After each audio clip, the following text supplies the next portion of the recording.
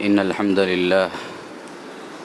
لله نحمده ونستعينه ونستغفره ونعوذ بالله من شرور أنفسنا ومن سيئات أعمالنا من يهده الله فلا مضل له ومن يضلل فلا هادي له وأشهد أن لا إله إلا الله وحده لا شريك له وأشهد أن محمدا عبده ورسوله فأعوذ بالله السميع العليم من الشيطان الرجيم من همزه ونفخه ونفثه بسم الله الرحمن الرحيم يا أيها الذين آمنوا اتقوا الله حق تقاته ولا تموتن إلا وأنتم مسلمون يا أيها الناس اتقوا ربكم الذي خلقكم من نفس واحدة وخلق منها زوجها وبث منهما رجالا كثيرا ونساء واتقوا الله الذي تساءلون به والأرحام إن الله كان عليكم رقيبا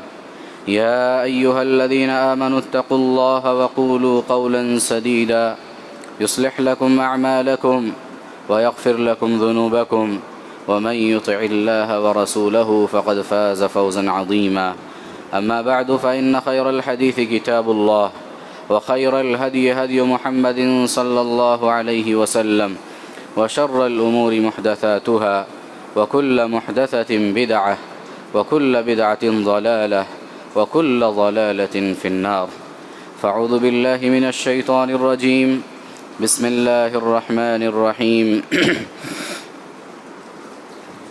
يوم نقول لجهنم هل امتلأت وتقول هل من مزيد وأزلفت الجنة للمتقين غير بعيد هذا ما توعدون لكل أواب حفيظ من خشي الرحمن بالغيب وجاء بقلب منيب ادخلوها بسلام ذلك يوم الخلود لهم ما يشاءون فيها ولدينا مزيد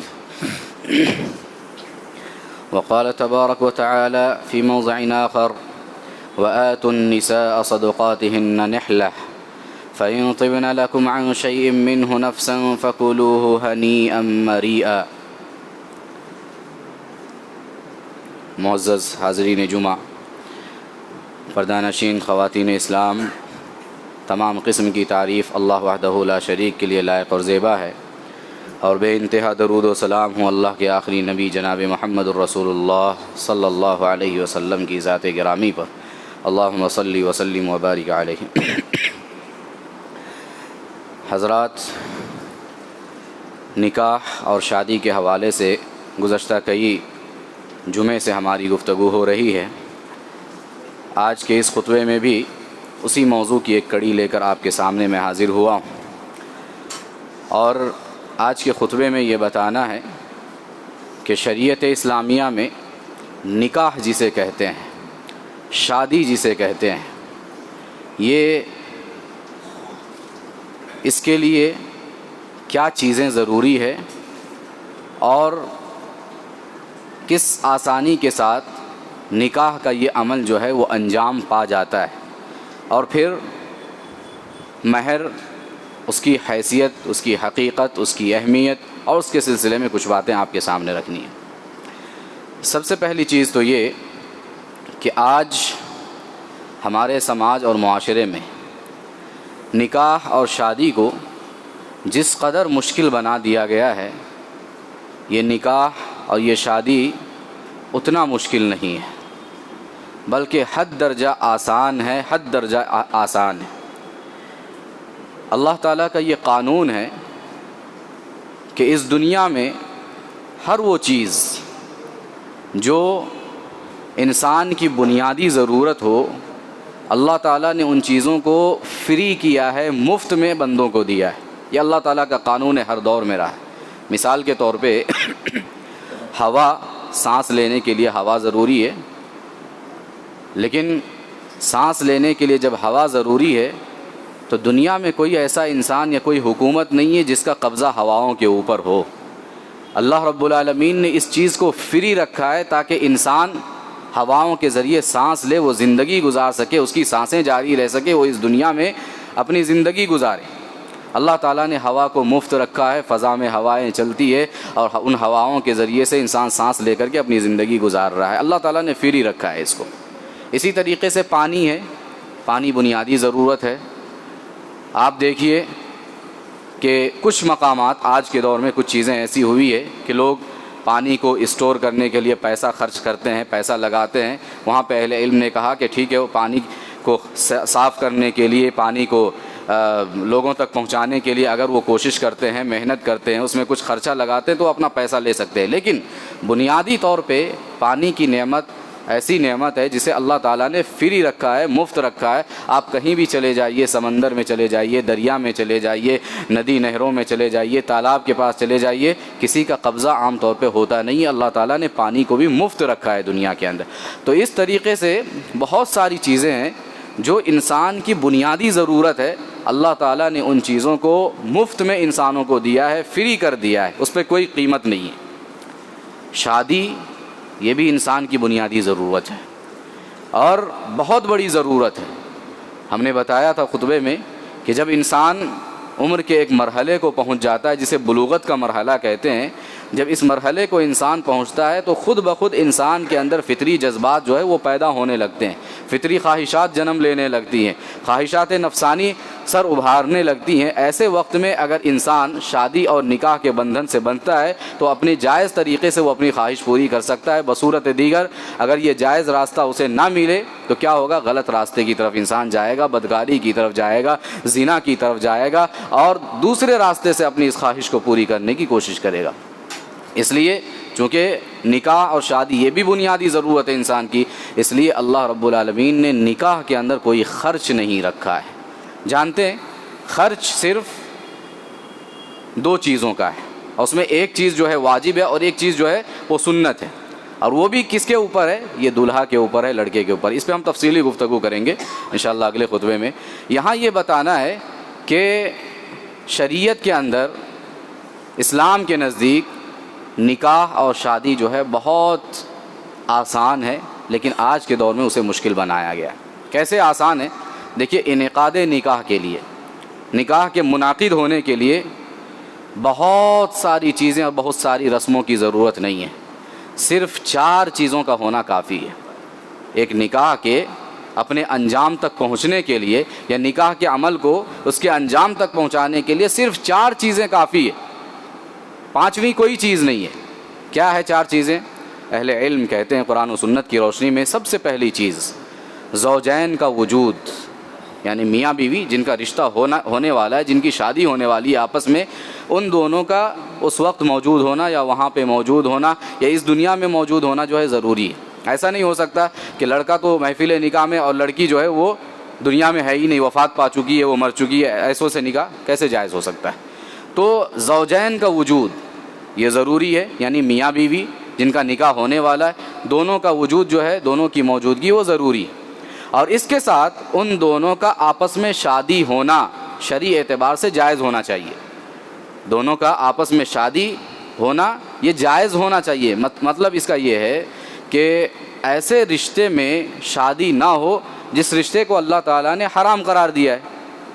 قرآن مجید میں سورۃ النساء میں اللہ تعالیٰ نے اس کی تفصیل بیان کی، حرمت علیکم امہاتکم وبناتکم واخواتکم وعماتکم وخالاتکم وبنات الاخ وبنات الاخت وامہاتکم اللاتی ارضعنکم واخواتکم من الرضاعۃ وامہات نسائکم وربائبکم اللاتی فی حجورکم۔ ایک لمبی تفصیل اللہ رب العالمین نے بیان فرمائی۔ کیا مطلب ہے اس کا؟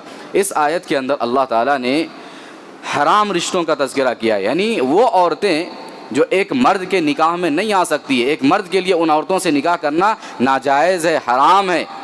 وہ کون ہیں؟ ماں ہیں، خالائیں ہیں، بیٹیاں ہیں، بہنیں ہیں، پھوپھیاں ہیں، وبنات الاخ بھتیجیاں ہیں، وبنات الاخت بھانجیاں ہیں، وامہاتکم اللاتی ارضعنکم اور رضائی مائیں ہیں، رضائی ماؤں کی وہ بچی کہ جب وہ دودھ پی رہی تھی تو یہ لڑکا بھی اس سے دودھ پیا، یہ دلہا بھی اس سے دودھ پیا، تو وہ بچی بھی اس کے اوپر حرام ہے۔ اور پھر سوتیلی بیٹیاں، اس طرح کی ایک تفصیل اللہ رب العالمین نے بیان فرمائی ہے۔ کہا کہ یہ وہ رشتے ہیں کہ جن سے انسان نکاح نہیں کر سکتا، یہ حرام ہے انسان کے اوپر۔ تو انعقاد نکاح کے لیے بنیادی طور پہ سب سے پہلی چیز جو شرط ہے وہ یہ کہ زوجین میاں بیوی دونوں حاضر ہوں، جن کا نکاح ہونے والا ہے وہ دونوں موجود ہوں اس دنیا میں اور اس جگہ پہ، اور دوسری یہ کہ ان کا آپس میں شادی ہونا شرعی اعتبار سے جائز ہو، کوئی رکاوٹ نہ ہو۔ ایک تو یہ ہے اگر حرام رشتہ جسے اللہ تعالیٰ نے حرام کیا ہے اگر اس کے درمیان شادی ہو رہی ہے تو یہ رشتہ ناقابل قبول ہوگا، جائز نہیں ہوگا۔ دوسری چیز نسب، یعنی یہ تو نسب ہوا۔ رضاعت کا تذکرہ ہم نے کیا کہ جس عورت سے انسان نے دودھ پیا ہے اسی سے نکاح کرنا چاہتا ہے، یہ جائز نہیں ہے۔ یا اس بچی سے نکاح کرنا چاہتا ہے کہ جس کی موجودگی میں یا جس کے دودھ پیتے ہوئے یہ بھی اس عورت سے دودھ پیا تھا، تو دونوں آپس میں رضائی بھائی بہن بن جاتے ہیں، تو ان کا بھی نکاح آپس میں جائز نہیں ہوگا، تو رضاعت سے بھی رشتے حرام ہو جاتے ہیں۔ اسی طریقے سے عدت کی مدت میں عورت سے نکاح نہیں ہو سکتا ہے۔ عدت کی مدت یعنی ایک عورت اسے طلاق ہو گئی، پہلے شوہر سے طلاق ہو گئی اس کی، اب وہ عدت کے ایام گزار رہی ہے۔ عدت کے ایام میں جو عدت کی مدت ہے 3 مہینے کی، اس کے اندر کسی دوسرے مرد سے اس کا نکاح نہیں ہو سکتا ہے، اس عورت کا جسے طلاق دی گئی ہو۔ اسی طریقے سے شوہر کی وفات ہو گئی، بیوی جو ہے وہ بیوہ ہو گئی، اب اس کی بھی عدت کی مدت ہے 4 مہینے 10 دن۔ وہ جو عدت کی مدت ہے اس کے اندر اس عورت سے بھی جس کے شوہر کی وفات ہو گئی ہو اس سے نکاح نہیں کیا جا سکتا ہے۔ تو عدت جو ہے یہ بھی رکاوٹ ہے۔ ہاں عدت گزر جائے تو پھر اسے پیغام نکاح دیا جا سکتا ہے، اسے نکاح کیا جا سکتا ہے۔ اسی طریقے سے حمل یہ بھی رکاوٹ ہے شادی میں، یعنی عورت کی طلاق ہو گئی، طلاق کے بعد اس نے مان لیجیے عدت بھی اس نے گزار لیا، لیکن وہ حمل سے تھی، ابھی بچے کی ولادت نہیں ہے، جو اس کے پیٹ میں بچہ تھا اس کی ولادت نہیں ہوئی ہے، عورت حمل سے ہے، تو حمل کی عدت میں بھی، حمل کے دوران بھی جب تک بچے کی ولادت نہ ہو جائے اس عورت سے نکاح جائز نہیں ہو سکتا ہے۔ تو یہ اور اس طرح کی کچھ چیزیں ہیں، ان کی موجودگی میں ایک مرد کا ایک عورت سے نکاح جو ہے وہ جائز نہیں ہے۔ تو سب سے بنیادی چیز انعقاد نکاح کے صحیح ہونے کے لیے یہ ہے کہ زوجین کا وجود اور ان دونوں کا آپس میں شادی جائز ہونا۔ اگر کوئی رکاوٹ ہے شرعی اس طریقے سے جو ہم نے بیان کیا تو پھر وہ شادی جو ہے وہ جائز نہیں ہوگی، وہ درست نہیں ہوگی۔ ایک چیز یہ، اگر یہ رکاوٹ نہیں ہے تو پھر شادی جائز ہے۔ دوسری چیز اور دوسری شرط ولی کی رضامندی۔ ولی کی رضامندی، جیسے ہم نے گزشتہ خطبے میں کہا کہ لڑکی کے لیے ولی کی جو ہے رضامندی جو ہے وہ شرط ہے، بغیر ولی کے اس کا نکاح نہیں ہو سکتا ہے۔ اللہ کے نبی صلی اللہ علیہ وسلم نے فرمایا لا نکاح الا بولی، بغیر نکاح کے، بغیر ولی کے کسی عورت کا نکاح جائز نہیں ہے۔ اور آپ نے ایک دوسری حدیث میں فرمایا ایما امرأۃ نکحت بغیر اذن ولیھا فنکاحها باطل۔ 3 مرتبہ اللہ کے نبی نے کہا کہ جو عورت بھی اپنے ولی کی اجازت کے بغیر نکاح کر لیتی ہے اس کا نکاح باطل ہے، اس کا نکاح باطل ہے، اس کا نکاح باطل ہے، اس کا معنی ہی نہیں جائے گا۔ تو ولی کی رضامندی جو ہے وہ ضروری ہے۔ مثال کے طور پہ اگر ولی نہیں ہے، ولی کہیں باہر ہے یا اس کا اپنا کوئی ولی نہیں ہے، تو ہم نے بتایا تھا کہ جو بھی قریبی رشتہ دار ہو سکتا ہے، چچا ہو سکتا ہے، دادا ہو سکتا ہے، یا پھر بھائی ہو سکتا ہے۔ اگر بھائی بھی نہیں ہے تو چچا زاد بھائی وغیرہ ولی بن سکتے ہیں۔ اگر یہ سب نہیں ہے تو قاضی شہر یا حاکم وقت جو ہوتا ہے وہ ولی بن سکتا ہے۔ تو اگر ولی نہیں ہے تو جو بھی ولی ہوگا اس کی رضامندی اس کے اندر شامل حال ہوگی۔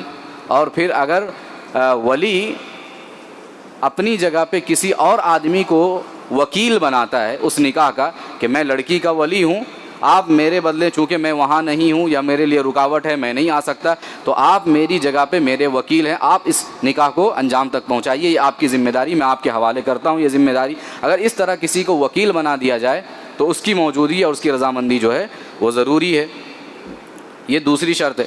تیسری چیز کیا ہے انعقاد نکاح کے لیے؟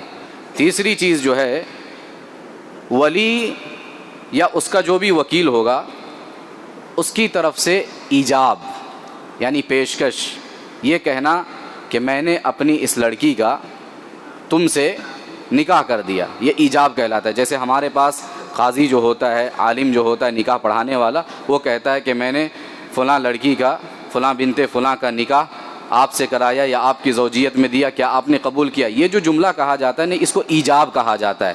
ایجاب یعنی پیشکش کرنا کہ یہ رشتہ آپ کے حوالے کیا جا رہا ہے کہ آپ اس کو قبول کرتے ہیں، تو ولی یا اس کی وکیل کی طرف سے ایجاب یعنی پیشکش جو ہے وہ ضروری ہے، اور لڑکے کا اس کو قبول کرنا ساتھ میں، ایجاب اور قبول یہ دونوں چیزیں جو ہے ضروری ہے۔ اگر ایسا ہے تو پھر یہ نکاح جو ہے جائز ہے۔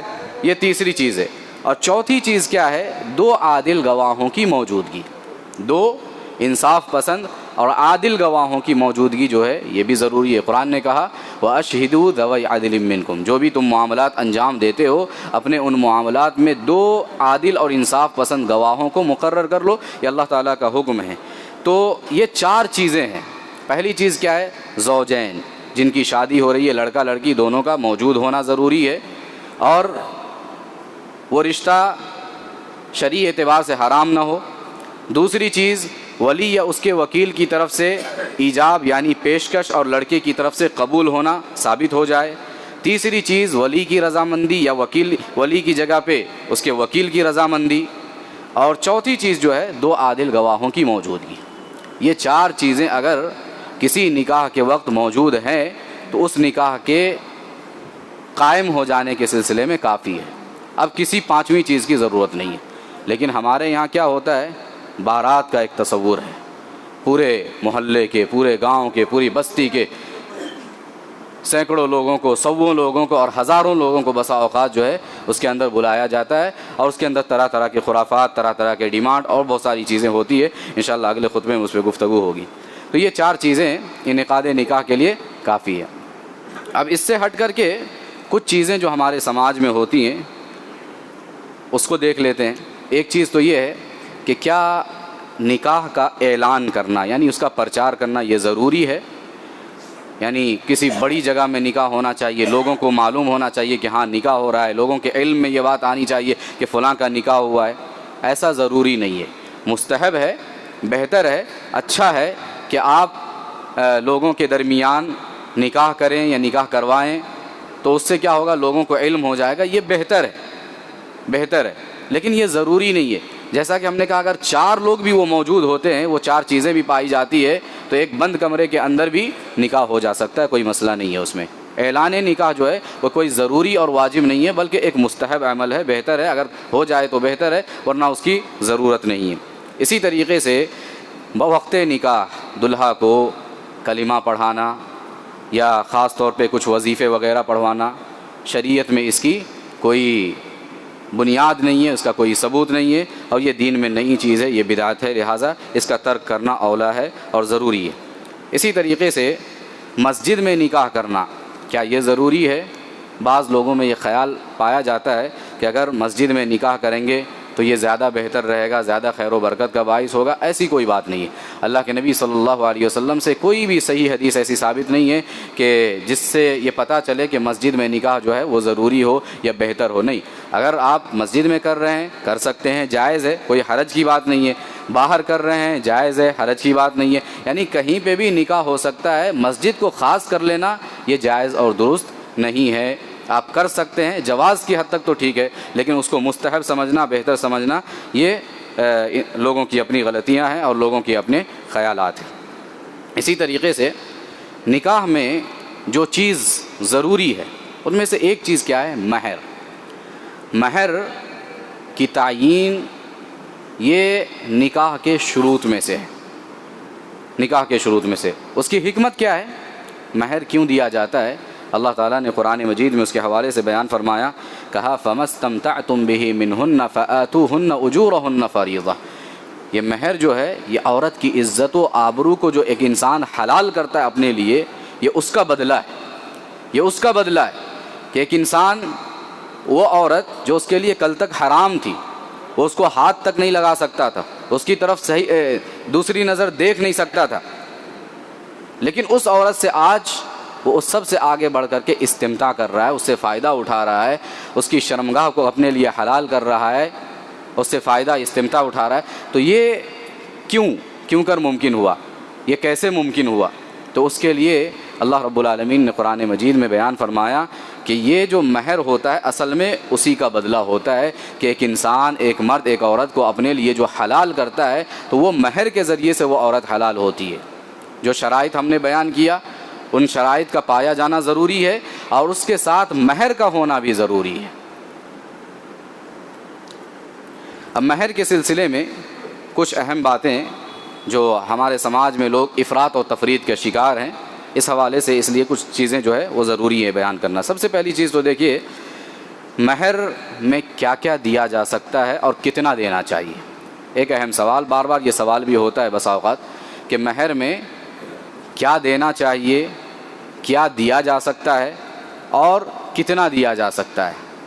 اس سلسلے میں آپ کو یہ بات بتاؤں کہ شریعت کے اندر جو مہر کی ایک شکل بتائی گئی ہے وہ کوئی متعین نہیں ہے، بلکہ ہر وہ چیز جس سے عورت کو فائدہ ہو، آپ کی ہونے والی بیوی کو جس سے فائدہ ہو، جو چیز بھی اس کے فائدے کی ہو، اسے بطور مہر دیا جا سکتا ہے۔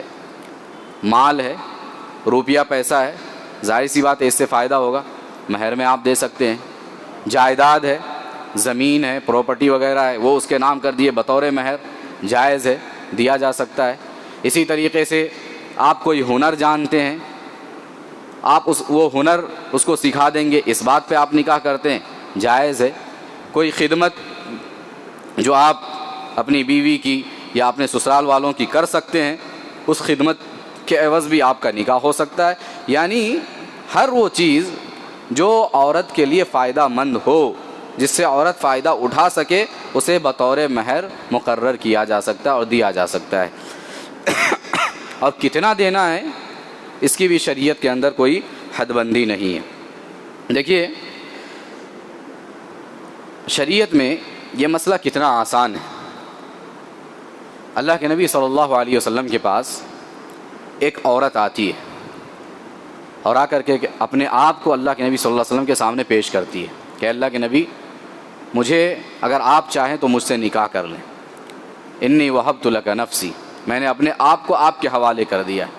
اللہ کے نبی صلی اللہ علیہ وسلم اسے ایک نظر دیکھتے ہیں، پھر اس کے بعد آپ اپنی نظریں جھکا لیتے ہیں، نظر نہیں اٹھاتے اس کے بعد، اور تھوڑی دیر تک خاموشی چھائی رہتی ہے محفل پہ، صحابہ کرام بھی موجود ہیں، محفل پہ خاموشی چھائی ہوئی ہے۔ تھوڑی دیر کے بعد ایک صحابی اٹھتے ہیں اور کہتے ہیں اللہ کے نبی صلی اللہ علیہ وسلم، اگر آپ کو ان کی حاجت نہیں ہے تو میرا نکاح ان سے کروا دیجیے۔ اللہ کے نبی صلی اللہ علیہ وسلم سے پوچھتے ہیں تمہارے پاس اس عورت کو مہر میں دینے کے لیے کچھ ہے؟ کہا کہ اللہ کے نبی صلی اللہ علیہ وسلم میرے پاس تو کچھ بھی نہیں ہے۔ کہا کہ نہیں، جاؤ تلاش کرو، کوئی چیز مل جائے۔ وہ گھر جاتے ہیں، تلاش کرتے ہیں، لیکن مفلسی ہے، غربت ہے، کوئی چیز بھی، اتنی چیز بھی میسر نہیں کہ وہ اپنے مہر کے طور پہ دے سکے۔ تلاش کر کے آتے ہیں، کہتے ہیں اللہ کے نبی کوئی چیز مجھے نہیں ملی ہے۔ کہا کہ اللہ کے نبی نے کہا کہ جاؤ اچھی طریقے سے تلاش کرو، کچھ نہ کچھ تو مل جائے تاکہ تم اسے دے سکو اور اس سے فائدہ اٹھا سکو۔ انہوں نے کہا کہ میرے پاس ایک ازار ہے، ایک چادر ہے، اس کے 2 ٹکڑے کر دیتا ہوں، آپ بولیے تو ایک ٹکڑا اس کو دے دوں، ایک ٹکڑا میں رکھ لوں۔ اللہ کے نبی صلی اللہ علیہ وسلم نے کہا کہ ایک چادر ہے، اس کے 2 ٹکڑے کرو گے، نہ اس کے کام آئے گا نہ تمہارے کام آئے گی وہ چادر۔ کہا کہ جاؤ جا کر کے گھر میں کچھ تلاش کرو۔ آپ نے کہا التمس ولو خاتما من حدید، جاؤ جا کر کے، ہو سکتا ہے کوئی لوہے کی انگوٹھی صحیح، جاؤ لے کر کے آؤ، تلاش کرو۔ صحابی جاتے ہیں، تلاش کرتے ہیں، لیکن پھر بھی کچھ بھی نہیں ملتا، لوہے کی انگوٹھی تک نہیں ملتی۔ آتے ہیں، آ کر کے کہتے ہیں اللہ کے نبی صلی اللہ علیہ وسلم مجھے کوئی چیز نہیں ملی۔ اللہ کے نبی خاموش ہے، تھوڑی دیر پھر خاموشی چھائی رہتی ہے، اور صحابی اٹھ کر کے وہ جانے لگتے ہیں۔ جب وہ جانے لگتے ہیں، اللہ کے نبی صلی اللہ علیہ وسلم انہیں واپس بلاتے ہیں، وہ آتے ہیں اور آپ ان سے پوچھتے ہیں کہ کیا تمہیں قرآن کا کوئی حصہ یاد ہے، کچھ یاد ہے قرآن میں سے؟ کہتے ہیں کہ ہاں، سورۃ کذا و کذا، فلاں فلاں صورتیں مجھے یاد ہے۔ صورتوں کے نام بتائے۔ پیارے نبی صلی اللہ علیہ وسلم نے کہا زوجناکہا بما معک من القرآن، کہا کہ تمہیں قرآن کی جو صورتیں یاد ہیں، انہی صورتوں کے عوض میں نے تمہارا نکاح اس سے کیا، وہ صورتیں تم بعد میں اس کو یاد کروا دینا۔ اب دیکھیے کہ شریعت میں نکاح جو ہے کتنا آسان ہے، اور مہر کا معاملہ، اس پہ ہماری گفتگو ہو رہی ہے۔ کوئی بھی چیز مہر ہم بنا سکتے ہیں جو عورت کے لیے مفید ہو، فائدہ مند ہو۔ یہاں اللہ کے نبی صلی اللہ علیہ وسلم نے بطور مہر کیا مقرر کیا؟ وہ قرآن کی صورتیں جو شوہر کو یاد ہے، کہا کہ یہی آیتیں، یہی صورتیں جو ہے اپنی بیوی کو سکھا دو، یہی تمہارے لیے مہر ہوگا۔ تو مہر کا معاملہ اتنا آسان ہے۔ اسی طریقے سے ایک اور واقعہ ام سلیم رضی اللہ عنہا کا ہے۔ ہم نے واقعہ بیان کیا تھا کہ ام سلیم جو تھی، ان کے پہلے شوہر وفات پا گئے، بعد میں ابو طلحہ رضی اللہ عنہ نے، جو ابھی اسلام قبول نہیں کیے تھے، مشرک تھے، کافر تھے ابو طلحہ، اور ام سلیم جو تھی یہ مسلمان تھی. ابو طلحہ نے انہیں پیغام نکاح بھیجا کہ ام سلیم میں تم سے نکاح کرنا چاہتا ہوں. حضرت ام سلیم نے کہا کہ ہمارا نکاح نہیں ہو سکتا کیونکہ آپ کافر ہیں اور میں مسلمان ہوں. اگر آپ اسلام قبول کر لیں تو یہ بہتر ہوگا، اور یاد رکھیے کہ اگر آپ اسلام قبول کر لیتے ہیں تو آپ کا اسلام قبول کر لینا ہی میرے لیے مہر ہوگا، الگ سے میں کسی چیز کا مطالبہ نہیں کروں گی. اور سبحان اللہ ویسا ہی ہوا. حضرت ابو طلحہ رضی اللہ عنہ نے اسلام قبول کیا، اور اسلام قبول کرنے کو ہی حضرت ام سلیم نے اپنا مہر بنایا، اور اس کے علاوہ کوئی اور چیز سے، کسی اور چیز کا ان سے مطالبہ بطور مہر انہوں نے نہیں کیا. اسلام میں نکاح کا معاملہ اور مہر کا معاملہ جو ہے اس حد تک بھی آسان ہے. خود پیارے نبی صلی اللہ علیہ وسلم کی زندگی دیکھیے، آپ نے حضرت صفیہ بنت حوی سے نکاح کیا. ایک یہودن تھی. جنگ بنو قریظہ کے موقع پہ یا جنگ بنو نذیر کے موقع پہ وہ ایک لونڈی کے طور پہ مسلمانوں کے پاس آئی تھی، لائی گئی تھی لونڈی کے طور پہ. بہت سارے مرد جو تھے وہ قید کیے گئے تو وہ غلام بنائے گئے، اور جو عورتیں تھیں وہ لونڈیاں بنائی گئی. انہی میں حضرت صفیہ رضی اللہ عنہ بھی تھیں، اور سردار حوی بن اخطب کی بیٹی تھی. اللہ کے نبی صلی اللہ علیہ وسلم نے ان کے اسلام لانے کے بعد ان کو آزاد کر دیا، لونڈی سے آزاد کر دیا، آزاد عورت کی حیثیت ان کو دے دی، اور ان کی اسی آزادی کو اپنے لیے مہر بنا کر کے ان سے نکاح کیا. ان کو آزاد کیا، اور ان کی اس آزادی کو اپنے لیے اللہ کے نبی صلی اللہ علیہ وسلم نے بطور مہر مقرر کیا. کہا کہ میں تمہیں آزاد کرتا ہوں، اور یہی آزادی جو ہے وہ تمہارا مہر رہے گا. تو یہاں تک شریعت کے اندر گنجائش ہے، اور شریعت کے اندر نکاح کے معاملے میں یہاں تک جو ہے وہ آسانی ہمیں نظر آتی ہے. اسی طریقے سے حاضرین گرامی، بنیادی طور پہ ایک چیز سمجھنے کی ہے، اور وہ یہ کہ انسان مہر جو متعین کرے تو وہ کتنا مہر متعین کرے، انسان کی اپنی حیثیت پہ یہ چیز منحصر ہے، انسان کی اپنی طاقت پہ، اس کی استطاعت پہ. اگر انسان اچھا ہے، مالی اعتبار سے مضبوط ہے، تو اپنی حیثیت کے مطابق مہر دے، اپنی حیثیت کے مطابق مہر مقرر کرے. اور اگر اس کی حیثیت اتنی نہیں ہے تو جو بھی حیثیت ہے اپنی حیثیت کے مطابق اسے مہر مقرر کرنا چاہیے. ایسا نہیں کہ بہت زیادہ مہر مقرر کر دے. ایک صحابی اللہ کے نبی صلی اللہ علیہ وسلم کے پاس آئے تعاون مانگنے کے لیے کہ میری مدد کیجیے. کہا اللہ کے نبی نے کیوں؟ انہوں نے کہا کہ میں نے ایک عورت سے نکاح کیا ہے، اور مہر 160 درہم میں نے مقرر کیا ہے. اپنی بیوی کو دینے کے لیے جو مہر میں نے مقرر کیا ہے وہ 160 درہم ہے. اللہ کے نبی صلی اللہ علیہ وسلم نے ان کی سرزنش کی، ان کی ڈانٹ ڈپٹ کی، زجر و توبیخ کی، اور آپ نے کہا کہ یہاں کیا کوئی چاندی کا پہاڑ ہے جو تراش تراش کر کے وہاں سے درہم بنا بنا کر کے تم دو گے؟ تمہارا معاملہ تو یہ ہے کہ تم آئے ہو ہمارے پاس مالی تعاون حاصل کرنے کے لیے، اور تم نے 160 درہم جو ہے بطور مہر مقرر کیا ہے. تو آدمی کی حیثیت جتنی ہو اسی کے مطابق اس کے اوپر مہر جو ہے وہ لازم ہے، اس سے زیادہ اس کے اوپر لازم نہیں. اور عورتوں کو بھی اس بات کا خیال رکھنا چاہیے، جو نکاح کر رہی ہیں اسے اپنے ہونے والی شوہر کی حیثیت کا خیال رکھنا چاہیے. اس سے، اس کی طاقت سے زیادہ کا اس سے سوال اور اس سے ڈیمانڈ جو ہے نہیں کرنا چاہیے. جو حیثیت والا ہے وہ اپنی حیثیت کے مطابق دے. اللہ کے نبی صلی اللہ علیہ وسلم کی زندگی دیکھیے، آپ کے بارے میں آتا ہے کہ آپ صلی اللہ علیہ وسلم نے اپنی تمام بیویوں کو جو مہر دیا ہے، جانتے کتنا ہے؟ 500 درہم. اللہ کے نبی صلی اللہ علیہ وسلم نے ایک ایک بیوی کو مہر دیا ہے. 500 درہم. اس زمانے میں 500 درہم بہت بڑی بات تھی. 10-12 درہم کے اندر ایک بکری، ایک جانور آ جاتا تھا اس ٹائم پہ. آپ اندازہ کیجئے کہ 10-12 روپے میں، 10-12 درہم میں ایک بکری، ایک جانور جب آ جاتا تھا تو 500 درہم میں کتنے جانور آ جاتے ہوں گے؟ تو آدمی، یعنی یہ جو 500 درہم ہے یہ کتنا بڑا اماؤنٹ ہوا، کتنی بڑی رقم ہوئی اس دور کے حساب سے. اللہ کے نبی صلی اللہ علیہ وسلم کے پاس چونکہ حیثیت تھی، اللہ تعالیٰ نے آپ کو نوازا تھا. یہ اور بات کہ آپ مال کو رکھنا اپنے لیے پسند نہیں فرماتے تھے، اپنے پاس جمع کر کے رکھنا اپنے لیے پسند نہیں فرماتے تھے، ورنہ اللہ تعالیٰ آپ کو نوازتا تھا. تو آپ صلی اللہ علیہ وسلم نے ایسی جگہوں پہ جہاں مال دینا چاہیے آپ صلی اللہ علیہ وسلم نے وہاں اسی حیثیت سے خرچ کیا ہے. اپنی تمام بیویوں کو 500 درہم اللہ کے نبی صلی اللہ علیہ وسلم نے بطور مہر دیا ہے. صرف ام المومنین ام حبیبہ رضی اللہ عنہا ہیں غالباً جنہیں 4000 درہم جو ہے بطور مہر دیا گیا. اور یہ اللہ کے نبی صلی اللہ علیہ وسلم نے نہیں دیا بلکہ شاہ نجاشی، حبشہ کے بادشاہ نجاشی جو مسلمان ہو چکے تھے، انہوں نے اللہ کے نبی صلی اللہ علیہ وسلم کا نکاح حضرت ام حبیبہ سے حبشہ میں کروایا تھا وکیل بن کر کے، تو انہوں نے اپنی طرف سے مہر ادا کیا تھا، وہ بادشاہ تھے چونکہ، اس لیے 4000 درہم جو ہے وہ بطور مہر ام حبیبہ رضی اللہ عنہا کو اللہ کے نبی کی طرف سے انہوں نے دیا تھا۔ بس یہ ایک مثال ملتی، لیکن 500 جو درہم ہے وہ بھی کوئی کم رقم نہیں ہے، بہت بڑی رقم ہو اس دور کے حساب سے۔ تو بتلانا مقصود یہ ہے کہ جو آدمی جس حیثیت کا ہو، اس کی جو بھی مالی حیثیت ہو، جتنی طاقت ہو، جتنی استطاعت ہو، اس کے مطابق اسے یہ رقم جو ہے اور مہر جو ہے وہ متعین کرنا چاہیے۔ اسی طرح حاضرین گرامی، مہر کے سلسلے میں ایک اہم بات یہ ہے کہ ہم دیکھتے ہیں ہمارے سماج اور معاشرے میں مہر دینے کا جو طریقہ ہے وہ 2 طریقے سے۔ ایک تو یہ کہ جب نکاح ہو رہا ہو، نکاح کے وقت مہر دینا کوئی ضروری نہیں ہے، ضروری تو نہیں ہے، لیکن مہر کا تذکرہ ہونا چاہیے۔ اہل علم کہتے ہیں کہ مہر کا تذکرہ ہونا چاہیے۔ آپ مہر کا تذکرہ نہیں بھی کرتے ہیں اور اس وقت نکاح کے وقت مہر نہیں بھی دیتے ہیں اور بغیر مہر کے نکاح ہو جاتا ہے تو نکاح تو جائز ہے، لیکن مرد کے اوپر، دلہے کے اوپر جو ہے اس عورت کے لیے مہر جو ہے مہر مثل وہ واجب ہو جاتا ہے، اسے بعد میں کبھی نہ کبھی ادا کرنا ضروری ہے۔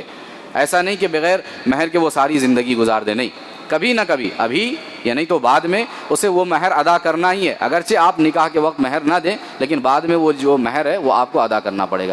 تو مہر معجل ہوتا ہے اور مہر جو ہے غیر معجل ہوتا ہے، دونوں طریقے سے۔ معجل کا مطلب یہ ہوا کہ اسی وقت نکاح کے موقع پہ آپ ہے نا مہر ادا کر دیتے ہیں، اور غیر معجل یعنی بعد میں آپ ادا کرتے ہیں، دونوں کی گنجائش شریعت کے اندر موجود ہے۔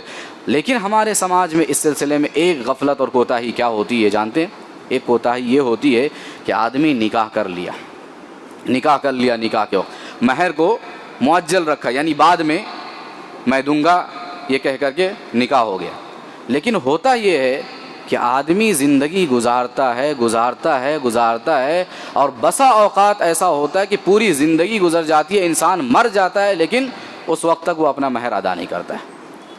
ایسا ہوا ہے، اور اسی لیے سماج اور معاشرے میں یہ چیزیں دیکھنے کو ملی کہ جب شوہر کی وفات ہو جاتی ہے اور اس نے مہر زندگی میں ادا نہیں کیا تو کیا کرتے ہیں، اس غم کی حالت میں، جب شوہر کی وفات ہوئی ہے اور بیوی صدمے میں ہے، غم میں ہے، غموں کا پہاڑ اس کے اوپر ٹوٹا ہے، اس غم کی حالت میں، صدمے کی حالت میں بیوی کو شوہر کے پاس لے جا کر کے، شوہر کے لاش کے پاس لے جا کر کے کہا جاتا ہے کہ اپنے شوہر کا یہ مہر جو ہے وہ معاف کرو۔ ایک تو اس کے اوپر الگ پہلے سے صدمہ ہے، شوہر کی جدائی کا صدمہ، اور اوپر سے یہ کہ مالی اعتبار سے اللہ رب العالمین نے جو اس کو حیثیت دی تھی، اس کو جو حق دیا تھا، اس کو بھی معاف کروایا جا رہا ہے۔ یہ جائز نہیں ہے، درست نہیں ہے۔ اللہ کے نبی صلی اللہ علیہ وسلم کی حدیث ہے کہ اگر انسان مہر ادا نہیں کرتا، ساری زندگی ایسی گزر گئی، اس کی وفات ہو گئی، موت ہو گئی، روز قیامت وہ کیسے آئے گا جانتے ہیں؟ روز قیامت ایک زانی کی شکل میں آئے گا اللہ رب العالمین کے پاس، میدان محشر میں زانی کی حیثیت سے اور زانی کے طور پہ، زانی کی شکل میں اس کو لایا جائے گا۔ اللہ کے نبی صلی اللہ علیہ وسلم کی حدیث ہے۔ تو اس لیے مہر کی ادائیگی جو ہے وہ ضروری ہے، زندگی رہتے موت سے پہلے کسی نہ کسی انداز میں اسے ادا کر دینا چاہیے۔ اور اہل علم نے یہاں تک کہا، اس کی اہمیت، مہر کی اہمیت اتنی ہے، اہل علم نے یہاں تک کہا کہ اگر مان لیجئے شوہر کی وفات ہو گئی لیکن مہر ابھی تک ادا نہیں ہوا تھا، تو شوہر کی وفات کے بعد جب وراثت کی تقسیم ہوگی، ترکے کا مال جب بچوں میں تقسیم کیا جائے گا، وارثوں میں، تو سب سے پہلے عورت کا مہر جو ہے وہ نکالا جائے گا، عورت کا مہر اس میں سے ادا کیا جائے گا، اس کے بعد بقیہ جو مال ہے اس مال کی تقسیم عمل میں آئے گی۔ بغیر مہر کے مال کو تقسیم نہیں کیا جا سکتا ہے۔ یہاں تک اہل علم نے کہا ہے، قرآن و سنت کی روشنی میں یہ مسئلہ جو ہے یہاں تک ہمیں سمجھ میں آتا ہے۔ اسی طریقے سے حاضرین گرامی،